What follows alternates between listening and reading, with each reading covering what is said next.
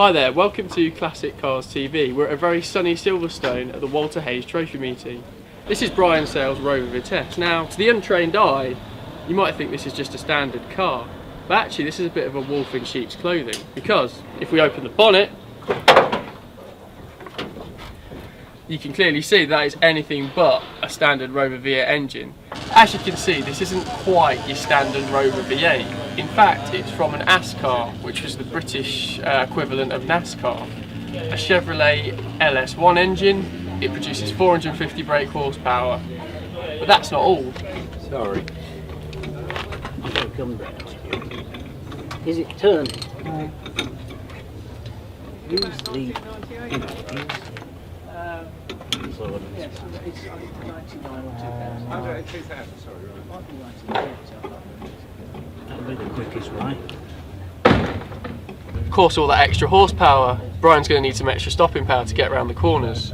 So he's used disc brakes from a TVR Tuscan. He's also used the gearbox from the TVR Tuscan to cope with that extra power.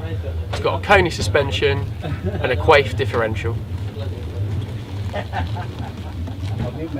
And the boot's not empty either. There's plenty of ancillaries in there that are pretty crucial to keeping the car running. I've got Brian here, he built the car, to take us through it. We've managed to put everything in the boot. It's a much better place for balance and everything, but we're running a dry sump engine as well as on this LS1. So we've got the oil tank sitting here, and we've got the fuel tank there, and then we've got all the pumps and swirl pop for the fuel. It's all piped up quite neatly in the back here.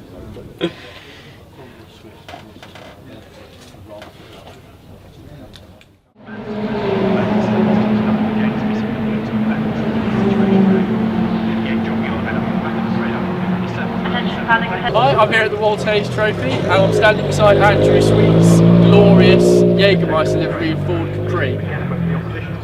So Andrew, tell me about how you found this car. It was through a friend at work actually, and he had a friend that had been on his driveway for about 3 years. Very sorry state. So we came to a deal, and I collected it on the back of a trailer. Locks, seized brakes and everything. A bit rusty, a bit battle damaged. So yeah, started stripping the car, repaired all the damage, did some seam welding, and slowly turned it into a racing car. Right, so Andrew, this is a Group 1 spec engine. Can you tell me how a Group 1 spec engine would differ from a standard engine? Yeah, very basically, it's a standard bottom end. Cylinder head is ported. Different camshaft from the standard, slightly more aggressive than an RS 2000. Running the 44 IDF downdraft carburetors, and different exhaust manifold, and slightly modified timing on the ignition, just to try and get it all to work properly. So it's not a pure Group 1, it's sort of a copy of a Group 1. So yeah, it's interesting, it's different. Most people go for side draft carburetors. I thought it'd just be different. How much power do you think it generates? It's probably around about 140 at the rear wheels, I'd say.